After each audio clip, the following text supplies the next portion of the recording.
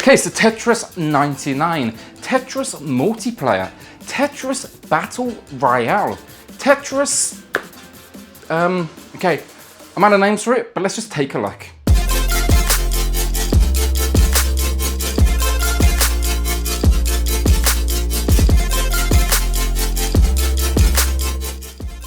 So before we do get started, remember to hit that subscribe and like button right below the video. It truly is appreciated. As always, the support has been just incredible.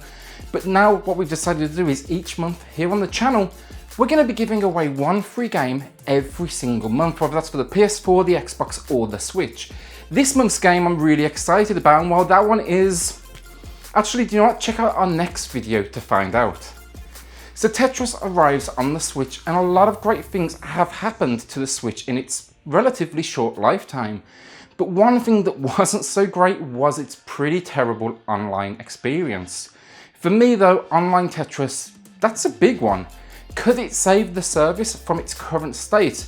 Well, I will say I'm a self-confessed Tetris addict, especially with the online battle format, so yeah, potentially.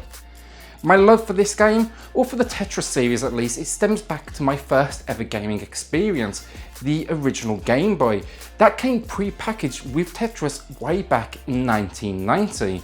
And for those that may remember it, I actually wasted so many hours on Tetris Battle on Facebook, and this is essentially, it's taking that one-on-one battle mentality and just sticking it on steroids.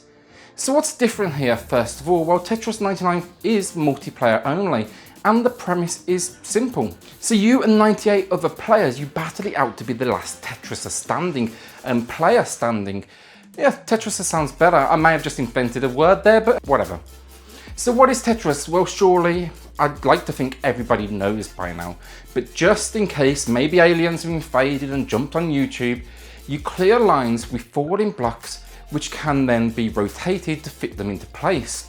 That's all there really is to it. If you don't know that, or if you didn't know that at least, you probably haven't played Tetris before, so well, shame on you. Stop this video immediately and go and pick up any copy immediately. You owe it to yourself to experience what is a piece of gaming history. So when it does come to the gameplay here, I will say to new players and veterans alike, it's just not accommodating at all.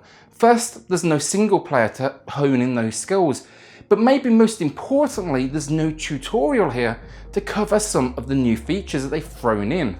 It took me more than a few attempts and a Google search here and there to really understand the gameplay, the functionality outside of those core mechanics. So first of all, when it comes to controls, we have the standard features: rotation, slow drops, pushing down on that left stick. There's a hard drop, which is pretty much immediate. It's going to hit the bottom of the screen. You press up on the left stick for that. And then the ability to hold a block with the L trigger. This is a pretty common function for any veteran, where you hold a particular shape till you can clear multiple lines with it. Or maybe you just can't make it work at that very moment. So what caused my confusion first of all? And that was the right stick. You can see at the top of this screen we get 4 options: badges, attackers, KO and random. And this is targeting opponents. But what exactly do they mean? It doesn't even tell you that that's what it's doing initially, but once I got past that point, I'd had to work out then what that actually meant. Well, let me translate, and well, thank you Google for this information, because that's exactly where I had to go. Badges, they increase how many lines of garbage an opponent can send your way, or if you're good enough, how much you can send their way. Every KO you get, it counts as 1 part of a badge. 2 parts gives you the first badge, 4 parts the second, 8 parts the third, and then finally 16 parts the fourth. That's the absolute peak badge right there. These increase how much garbage you send, so 25% extra for that first badge, so instead of 1 line 2, then 50%, 75%, and finally 100%. Basically, you want to use this mode to target those players with high badges first, because you don't want to face them in that final 10 or 20. They're going to be sending double the trash lines you are, and that's definitely not a fun place to be. The rest are a lot easier to grasp. Attackers are, well, individuals targeting you. Nice if you want to get your enemies out of the way quickly. KO targets those unfortunate souls that are about to lose. and you can push them just over the edge. This also translates then into badges. Finally, random, and the name says it all here. It's useless. You're essentially button mashing in a beat 'em up against players with much more strategy than you.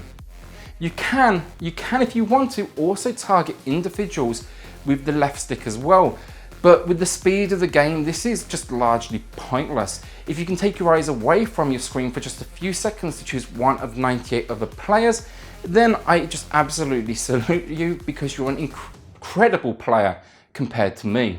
So how would I use this to my advantage personally? That's a great question. Well, this is how my typical game goes. I start with KO. I want to go after those that are about to lose quickly and get some badges in effect.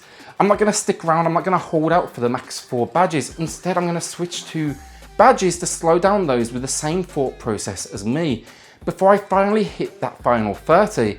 After that, I'm just going out all against my attackers. The final part of gameplay is what I like to call the trash meter. It's that thin strip up the side of your panel. Here it shows you what trash you can expect coming your way. Now, trash though is fortunately not immediately dropped on you, so this again becomes essential to success, as each line you clear while you have incoming attacks showing there will instead be used to clear this out. Now, granted, it's not going to attack enemies or take your enemies down, but towards the end of the game it becomes more about staying in it rather than actually going and pushing others over the edge. It's more about just kind of holding on, especially as that speed ramps up. Now, my big problem with Tetris 99 is, even though I may have made it sound like I have tactics here, it's, well, there really isn't any. It's more choosing the right time. Look in the dictionary, or, well, in 2019, use Google. Now, when playing Battle Tetris, in my opinion, you really need to be able to see what your opponents are doing, especially towards those last 10-20 players, but unfortunately here it's just not possible. With each KO, one of 98 players is simply blocked out, but not removed. It never magnifies in. So as I was saying, as you reach the end of the game, when you're in that final 2, 10, 20, 30, these screens should be so much bigger so I can understand what my opponents are doing. For example, let's say I'm in the last 2 here. I want to know, is my opponent building up for a major attack with multiple lines? If so, I need to attack quickly because he is dangerously close to the top of the screen. Likewise, with that being said, if they're clearing lines as quickly as possible, I need to start building up lines so I can overwhelm them with huge amounts of lines, huge amounts of attacks and trash in one go. Do you see my problem here? Without seeing the screen, I can't make a real gameplay call. I would also say towards the end, the speed it gets too much, especially that final 10. It just feels like you're just trying to hold on more than anything. And that's not really the game I'm looking for here. They could do with scaling it back just to be a tiny bit slower so we can feel like we won down to skill and not just being the quickest player. Now, graphics, and it's Tetris. Okay, that's lazy, but let me elaborate. It looks nice. The 98 players at the beginning, that's super cool, and it sets the war you have ahead of you, but it's more visual than game enhancing because you're not really going to look at it again once the gameplay kicks in. You know, you're not going to be able to see the next move, as I said, so it looks nice, it just does very little. What I will say though is this thing at times is an absolute sensory overload. Colours are popping, lines are connecting you to those you are attacking and those attacking you. Flashes fill the screen as lines get cleared. Honestly, I just wanted sunglasses at points as particles were going off all across my screen. This is awesome. It completely complements the intensity of this game perfectly. My only real complaint graphically is getting first place is, well, underwhelming. And it's been a trait of the Battle Royale genre overall. You literally just see your level go up and the number 1 at the top of the screen. That's it. I mean, come on, just give us something more, anything. Some fanfare, some fireworks. You've shown that you can make the colours pop and make this thing flash. Just give us anything more than this. Finally, audio, and it's everything I wanted, quite frankly. Blocks, they have the trademark effects I want to hear. The music builds throughout, eventually finishing on, I think it's Flight of the Bumblebee. That's when you have the panic attack at that moment. And overall, I just couldn't be happier in this department. So the final verdict and the foundation, it's definitely here. First, it's just nice to see a new investment in Nintendo's online service. But I will say that this game is lacking in that strategy department, and somewhat in features.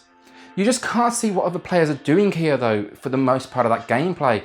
You know, they're not doing enough to add value to the 98 screens other than it being a cool gimmick.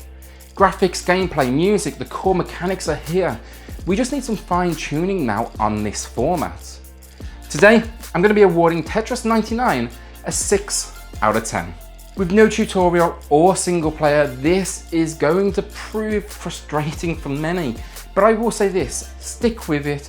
You'll find a somewhat rewarding experience, especially for what is free if you're at least paying for that online Nintendo service. The replayability, like any Tetris game, it's here, and I hope with some future updates we can get the game that we truly do deserve. To be honest, it's a game that Tetris deserves to be as well. With that, hit subscribe, hit like, we truly do appreciate it, and we'll see you all on the next Gaming X.